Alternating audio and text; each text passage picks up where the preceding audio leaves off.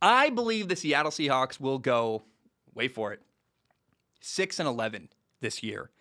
And they're going to finish last in the NFC West. I know that makes a lot of people very, very angry. I'm from the Northwest, but I got to be honest.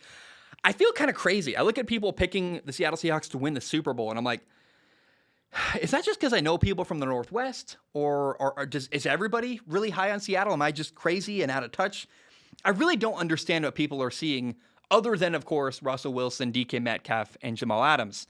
Do people realize, though, that you need a lot more than just a really good quarterback to win a Super Bowl? Like, it's very bizarre to me. People always talk about how Aaron Rodgers needs more help. Like, Aaron needs more help to win. Well, Aaron's team is way, way, way better than Russell Wilson. And if Aaron Rodgers needs more help, then certainly 1,000% true Russell Wilson does too.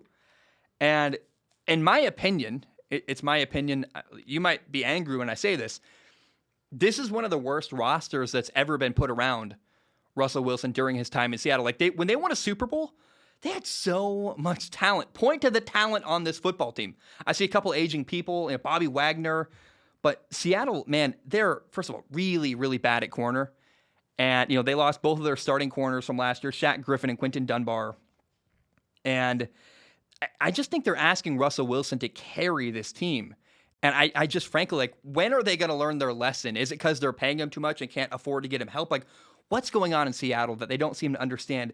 You need to help this guy. Like, because of their secondary, I'm really not sure how they plan to stop Arizona or the Rams. I know they have Jamal Adams. He's a guy who's a great tackler, who's in the box a lot, gets a lot of sacks, but I think Jamal Adams literally doesn't have an entire interception in his entire career. Let me look that up. That sounds crazy. I'm going to look that up. Am I right on that? Give me a second. So Jamal Adams has been in the league for 4 years. 2017, 2018, 2019, 2020. In those 4 years, he has two interceptions in his entire NFL career. Okay, so Jamal Adams isn't going to be the guy who I think is going to really, really make an impact in their secondary. They have a solid starting safety next to, to be clear, Jamal Adams is a star, is a stud. He's not the guy. Him and Quandre Diggs are not enough. Like, you need corners, and they're really, really weak at corner in Seattle. They also moved on from linebacker KJ Wright. Now, they do have veteran linebacker Bobby Wagner. And on offense, you got DK Metcalf. He's a star receiver. Tyler Lockett is really good. They did bring in former Rams tight end Gerald Everett. He's going to have a good impact. He'll play alongside Will Dissly, another tight end. Running back Chris Carson is back. So is Rashad Penny. And I'm also interested in wide receiver D. Eskridge. He's out of Western Michigan. He's super fast. Like, what's he going to look like this year?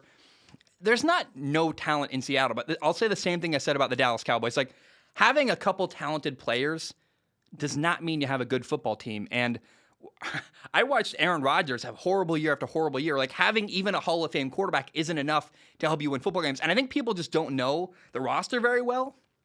And they're like, well, we have Russell Wilson. That's not enough, dude. Like, your quarterback can't carry you to a Super Bowl. It's not how it works in the NFL. Now, Seattle does have a new offensive coordinator, Shane Waldron. They brought him in from the Rams. I hope he adds some new creativity to this offense with play calling and play design. I'd love to see that. I hope he does really, really well. Dwayne Brown is back at left tackle. They also traded for Raiders guard Gabe Jackson. But I just look at this team and all I see are problems. I wonder, how are they going to get after opposing quarterbacks? Their pass rush is really, really weak. Their secondary is really bad. I worry about their corners. I like Quandre Diggs. I like Jamal Adams. They're not the answer here. Their corners are just a really big problem that I have no faith in. How are you going to defend Robert Woods and Matthew Stafford or Kyler Murray and A.J. Green and DeAndre Hopkins? I don't see how Seattle does really well in their division this year. I'm not impressed with Seattle's offensive line, and it just seems like, I don't know, man. I just feel like I'm the only person in the world who has a sane thought about Seattle. Am I crazy? I might be crazy. In fact, let me tell you, Week 8, if I'm wrong, I'll reevaluate and say, hey, here's why I was wrong and what happened, but I don't think I'm wrong here. I think a lot of other people are wrong. And does that make me crazy? Maybe. Does that make me brave, willing to be alone here, saying Seattle's going to have a bad year? Possibly. Because I see other people picking Seattle to win a Super Bowl, and I'm like, what are they seeing? Like, do I have cancer in my brain? Is there something I just cannot see? I don't get it. And I understand. I've said this many times during this topic, but having a Hall of Fame quarterback, which they have, Russell Wilson, It's not enough. On this team, they are both unimpressive on the offensive line and on the defensive line. And when they play Washington Week 12, Russell Wilson, their Hall of Fame quarterback, is going to be running for his life. Like, what's your plan there? What's your plan against Arizona? And in fact, actually, during my predictions, I had Seattle going 5-12. And I was like, well, that's crazy. Like, that can't happen. And so I talked myself into, I went through their scheduling and gave them another win. I ended up at 6-11. But I still believe Seattle's going to start 1-4. Week 1, they play at the Colts. The Colts are way better up front. I think, Seattle's got a better quarterback. Great. I think Carson's going to be really good. And the front seven and the offensive line for Indianapolis is going to dominate Seattle.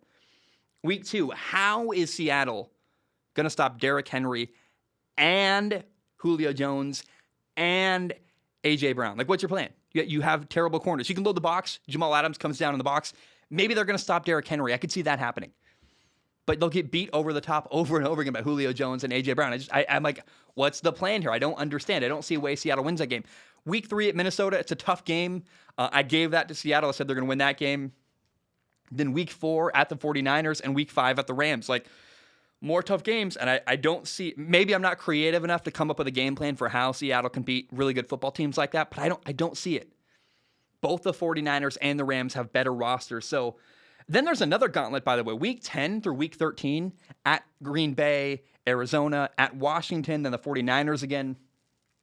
I'll repeat this. Russell Wilson is being asked to carry this football team. And I think, again, part of their problem is they pay Russell Wilson too much. And so they can't afford to get him as much help as they need.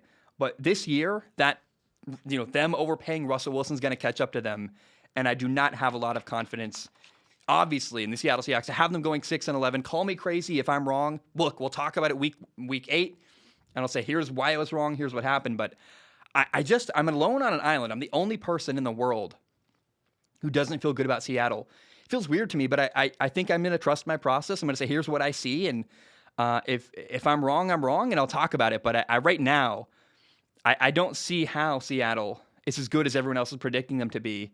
And I have no confidence they're going to have a great year. And definitely, Seattle is not going to be a Super Bowl team.